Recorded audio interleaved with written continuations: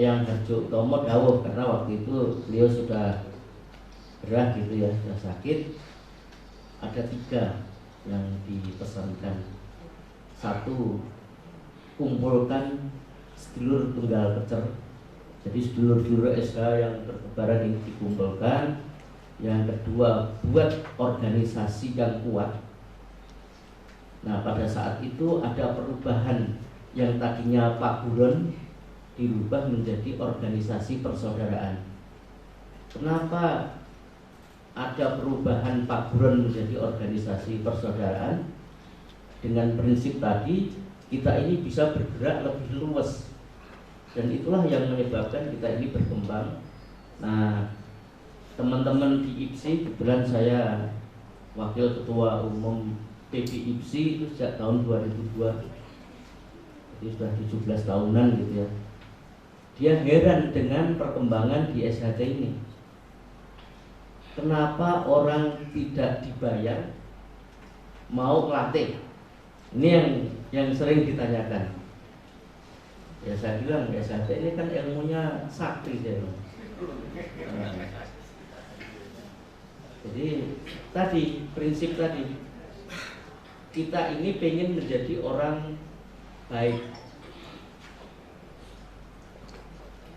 Kita ngelatih karena kita ingin mendapatkan pahala yang tiada putus. Iya kan? Kalau kita ngelatih, ilmu kita bermanfaat, ya insya Allah setiap manfaat yang dikembangkan oleh adik-adik kita dapat royalti ini kan. Nah, itulah yang menjadi motivasi dari sedulur-sedulur saya bilang begitu. Sehingga perkembangan SHT nggak bisa dibendung lagi. Siapa yang bisa mencegah orang untuk berbuat baik, ngelatih pada adik-adik? Nggak bisa, saya bilang. Yang ngeliatin sambil berbengong-bengong gitu ya. Tapi itulah realitasnya. Ya, ada beberapa perguruan yang tergantung sama guru besarnya. Begitu guru besarnya almarhum, sudah kacau itu. Nah, tapi alhamdulillah di kita ini karena ada perubahan tadi dari perguruan menjadi persaudaraan, sehingga kita ini menjadi sangat luas. Walaupun ada pimpinannya meninggal, ya tetap aja jalan terus dengan menjaga prinsip tadi. Nah, saya merasakan kenapa sekarang ini kita menghadapi situasi yang sepertinya sangat berat.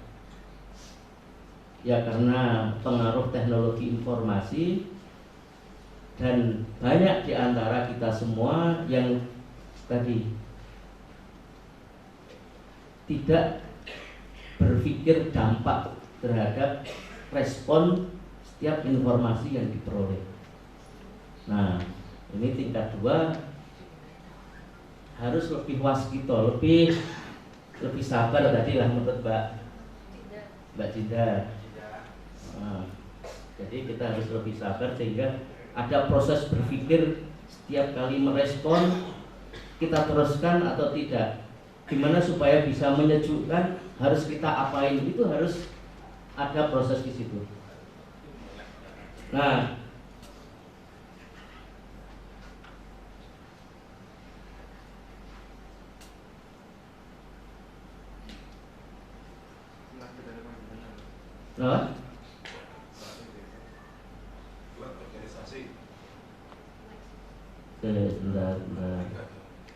Nah, sekarang ini kan muncul yang namanya, sekarang kita ini sudah alhamdulillah berkat doa dulur-dulur semua, kita bikin badan hukum baru. Setelah kita berhasil menggugat Menteri Hukum dan HAM. Kenapa kita menggugat Menteri Hukum dan HAM? Karena keputusan Menteri itu ternyata cacat hukum. Jadi salah, ada salah, melanggar undang-undang ormas. Kenapa kita harus menggugat? Karena bermunculan organisasi-organisasi yang punya ADART sendiri, tapi tetap menggunakan lambang dan nama logo yang sama dengan kita. Kalau ini tidak dibubarkan, organisasi yang belasan ini kalau mereka nanti besar masing-masing, kita pasti akan ribut. Karena ini ibaratnya kayak negara di dalam negara. Jadi ada perkumpulan PSHT, Trenggalek, Bojonegoro, macam-macam lah banyak. Kami konsultasi ke Majelis Luhur, Mas ini bahaya, kalau nggak disikapi ya sudah diatasi. Nah gimana ngatasi? Kami konsultasi lah dengan teman-teman di Kumham. Alhamdulillah itu berhasil. Nah setelah Tun memutuskan sampai ke tingkat kasasi dan badan hukum yang lain-lain ini harus dicabut, dan alhamdulillah kita berhasil melanjutkannya. Nah terus Mbak, nah ini Mas Imam pernah dawuh, Mas Imam, Mas Maji pernah dawuh kepada kita bahwa PSHT ini sebetulnya tidak perlu berbadan hukum pada saat itu. Ini hanya mungkin PSHT tidak berbadan hukum kalau seluruh warga PSHT bisa ngugemi syarat tadi, prinsip-prinsip persaudaraan, yaitu saling menyayangi, saling menghormati, saling bertanggung jawab. Tapi kan nyatanya ini nggak bisa. Contohnya yang paling sederhana, dan itu kita alami semua, begitu perapatan luhur selesai, banyak yang ingkar kan. Padahal kalau menurut bahasanya Mas Agus Susilo, yang namanya parapatan luhur itu merupakan kesepakatan yang mengikat seluruh warga PSHT, tidak hanya mengikat pengurus cabang yang datang saja, tapi mengikat seluruh warga PSHT. Fakta sub servanda, ini bahasa planetnya gitu. Jadi keputusan Majelis Luhur, keputusan Mubes itu mengikat seluruh warga PSHT. Karena salah persepsi di dalam menerjemahkan soal pemilihan ketua umum, dianggapnya kayak partai politik, model voting, siapa yang suaranya paling banyak itulah yang menang. Padahal organisasi kita tidak menganut voting.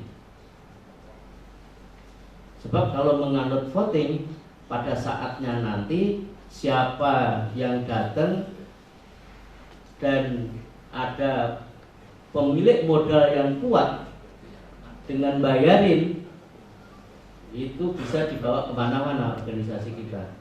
Paling tidak untuk kepentingan politik. Nah, itu yang harus kita hindari. Jadi PSHT tetap akan berpegang pada prinsip persaudaraan.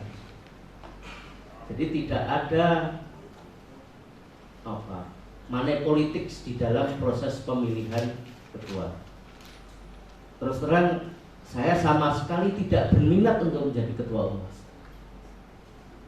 Mau menghindar, tapi karena dikasih amanah, kita sudah berusaha untuk gembosin, ya tetap saja ya sudah. Apapun risikonya harus kita hadapi sampai tuntas. Pakai jurus 36 kan gitu.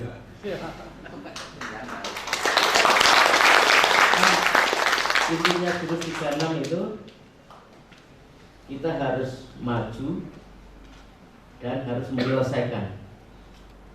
Nah, prinsip yang diamanahkan kepada saya juga begitu, termasuk pada Mas Ciptono, Mas Agus.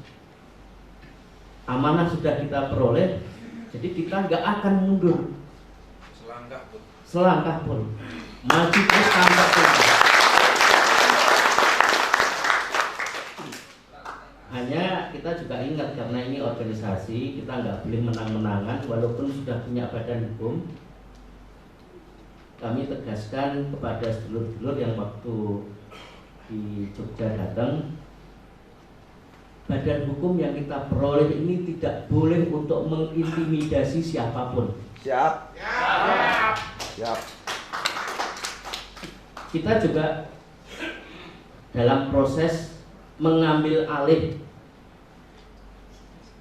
hak paten lah yang digembar-gemborkan dari paten. Hak paten. Jadi lambang itu termasuk ini juga sedang kita proses untuk kita patenkan. Yang sederhananya. Jadi yang namanya perlindungan hak merek itu ada banyak kelas. Kelas yang sudah didaftarkan oleh Mas Maji itu kelas 41. Itu untuk barang dan jasa. Sedangkan kelas yang sedang kita proses untuk kita, ini kelas 25 untuk pakaian. Jadi pakaian kita nanti yang ada badge-nya, inilah yang kita patenkan, kita mintakan perlindungan hak. Jadi sedulur-sedulur di Trenggalek kemarin itu sebetulnya salah alamat. Jadi dia pegang paten merek dan nama, tapi suruh melucuti pakaian, nggak ada hubungannya itu. Ya ngawur tadi, tapi ya maklum lah, karena ilmunya belum nyampe, ya masih ngawur harus kita maklum.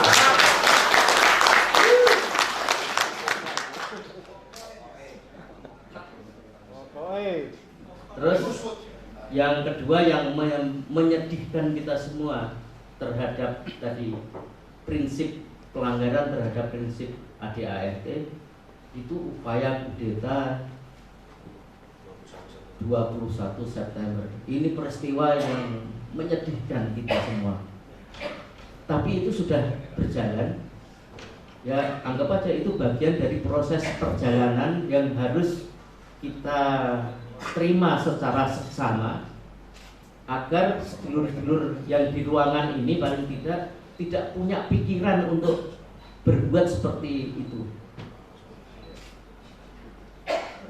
Lawang acara tirakatan kok dijadikan kudeta itu kan kebangetan ya, tapi ya itulah. Dan ini pelajaran. Jadi saya tidak sedih, hanya prihatin.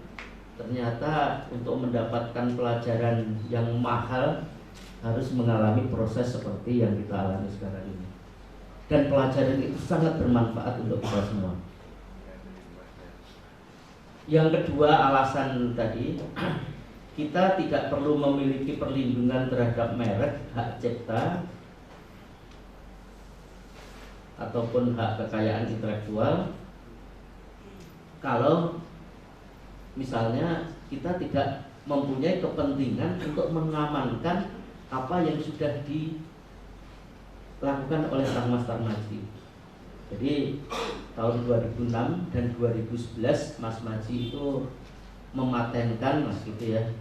Ada 9 mulai senam jurus, pakaian segala macam, dan itu hanya boleh dimiliki oleh badan hukum atau oleh subjek hukum.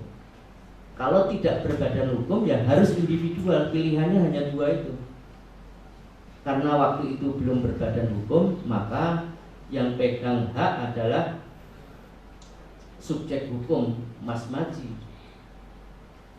Nah, cuman ada godaan bagi ahli warisnya untuk memindahkan itu kepada pihak lain, tidak kepada organisasi.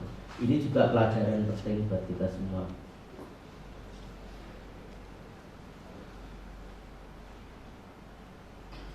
Nah, terus Mbak, satu lagi ini yang pengen saya sampaikan kepada teman-teman. Nah, kenapa kita memilih untuk berbadan hukum? Satu, untuk menghindari godaan kepemilikan hak. Godaan itu sudah muncul ada. Bahkan akibat godaan itu dari Mas Is ke Mas Murjoko, Mas Murjoko kepada ketua cabang dengan gagah beraninya menyerbu sedulur yang nggak sepaham. Ini juga pelajaran buat kita. Tapi kita nggak boleh sekali lagi melakukan hal yang seperti itu. Yang kedua, pengelolaan PSHT tidak dapat dicampur adukkan dengan pengelolaan yayasan. Nah, organisasi kita sekarang ini masih ada potensi untuk campur aduk antara yayasan dan organisasi. Ini PR buat kita semua agar ke depan saya mengharapkan tahun 2021 itu ada Parlo. Nah, kita jauh-jauh hari akan menyiapkan penyempurnaan ADART supaya potensi-potensi konflik akibat kesalahpahaman kita dalam mengelola organisasi ini bisa kita minimalkan. Yang ketiga, untuk mendapatkan kepastian hukum dalam melaksanakan program kerja. Jadi kita ini banyak agenda yang harus kita lakukan bersama. Nanti di buku putih nanti bisa nggak tahu. Yang pasti kita punya Renstra. Jadi saya mengharapkan semua calon tingkat 2 yang tugasnya akan ngomong nanti ini bisa membaca Renstra apa yang harus dilakukan, termasuk harus interaksi dengan Forkompimda. Kita akan lebih gagah kalau punya badan hukum, termasuk untuk mendapatkan bantuan dari pemerintah daerah dan lain-lain. Dan di dalam badan hukum yang kita miliki ini, kita sudah boleh melakukan aktivitas usaha. Jadi kita punya yang namanya nomor induk berusaha. Jadi badan hukum kita ini sudah bisa berlaku sebagai entitas usaha. Jadi kalau nanti sedulur-sedulur sepakat untuk belajar bisnis ayam ke Mbak Ika, udah kita rame-rame iuran bagi hasil itu sudah boleh. Ya Mbak Ika nanti diajarin ya dulur-dulur nih untuk bisnis ayam. Jadi kan semua di daerah punya potensi ekonomi. Nah, cita-cita kami Mas Ciptono, Mas Agus itu setiap potensi ekonomi itu bisa kita gunakan untuk meningkatkan kesejahteraan warga. Jadi kita tidak hanya berbicara soal pasduluran saja, tapi pusduluran yang produktif. Agar apa? Seluruh warga PSHT hidupnya lebih layak, bisa saling membantu karena kita mempunyai potensi yang sangat beragam. Nah, ini koperasi terus berusaha untuk menghasilkan nilai tambah ekonomi untuk meningkatkan kesejahteraan kita semua. Nah, keempat itu mempersatukan kembali berbagai faksi tadi yang keluar. Dan yang terakhir adalah memudahkan koordinasi kerjasama kita dengan berbagai pihak. Itu pengantar dari saya. Untuk selanjutnya saya minta Mas Ciptono, Mas Agus memperkaya sedulur-sedulur saya yang hadir pada siang hari ini. Mudah-mudahan keberadaan sedulur-sedulur saya ini bisa memacu proses kita bersama untuk mewujudkan persaudaraan yang produktif, persaudaraan yang memberi manfaat bagi kehidupan kita bersama, agar kita bisa kembali dengan husnul khotimah dengan cara yang baik. Terima kasih, kurang lebihnya mohon maaf. Assalamualaikum warahmatullahi wabarakatuh.